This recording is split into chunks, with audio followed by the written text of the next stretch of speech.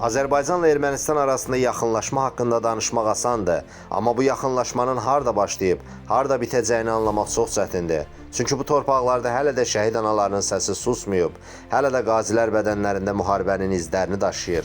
Biz sülhdən danışanda onlar döyüşün ağrısını hiss edir. Ona görə də yaxınlaşma unudulmaq deyil, anlamaq cəhdi olmalıdır. Bizi birləşdirən dostluq yox, dərslər olmalıdır. Əgər biz bu dərsləri düzgün oxuya bilsək, gələcək nəsillər eyni səhvi təkrarlamayacaq.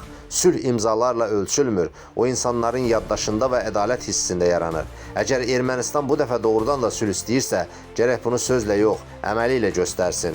Azərbaycan xalqı sülhə qarşı deyil, ədalətsizliyə qarşıdır. Bizim üçün sülh şəhidin qanının qiymətini azaltmaq deyil, o qanın bahasına qorunan torpaqda sabitlik yaratmaqdır. Bu yaxınlaşma xalqları birləşdirə bilər, amma yalnız bir şərtlə, heç kim unudulmasın. Sual budur, biz keçmişi bağışlayaraq gələcəyə baxa biləcəyikmi, yoxsa yenə də eyni səhvləri fərqli cümlələrlə təkrarlayacağıq? Kanalımıza abunə olmağı, bəyənib paylaşmağı unutmayın.